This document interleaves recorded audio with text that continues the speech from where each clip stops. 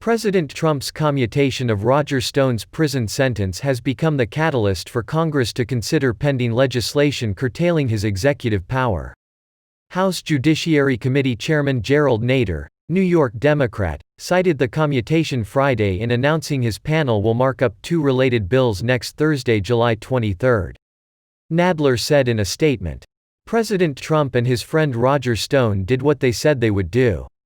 Stone misled federal investigators, intimidated witnesses and was convicted for obstruction of justice, but would not testify to the president's wrongdoing.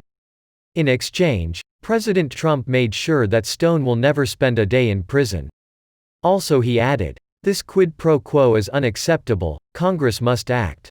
The bills the committee will consider, the Abuse of the Pardon Power Prevention Act and the No President is Above the Law Act, were introduced in 2019 by Representative Adam Schiff, California Democrat, and Nadler, respectively.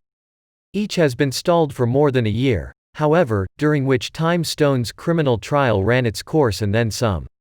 Stone, President Trump's longtime confidant and former campaign advisor, was convicted of all 7 charges he faced a result of the government's investigation into Russian interference in the 2016 U.S. presidential election, including counts of obstructing Congress, perjury and witness intimidation.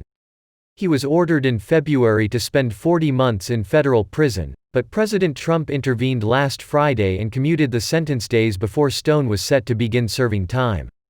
According to its long, Schiff's proposal, the Abuse of the Pardon Power Prevention Act, would require the Department of Justice to provide Congress with materials related to underlying offenses committed by any persons who are pardoned of a federal offense that arises from an investigation in which the president, or a relative of the president, is a target, subject or witness. Nadler's bill, the No President is Above the Law Act, would essentially pause the clock on the statute of limitations for any crimes the president may have committed during or before entering office, the chairman explained. Nadler said in a statement, "Re-election should not be a get-out-of-jail-free card. These are common-sense, good government reforms made necessary by this president's conduct but applicable to anyone who may hold the office in the future. In this country, no one is above the law, not President Trump, and not presidents to come." Prosecutors charged Stone in connection with lying to investigators about his discussions during the campaign involving WikiLeaks, the anti-secrecy website that released material during the 2016 race damaging to President Trump's opponent, former Democratic presidential nominee Hillary Clinton. House Speaker Nancy Pelosi, California Democrat, previously called President Trump's commutation an act of staggering corruption, and called for Congress to respond accordingly.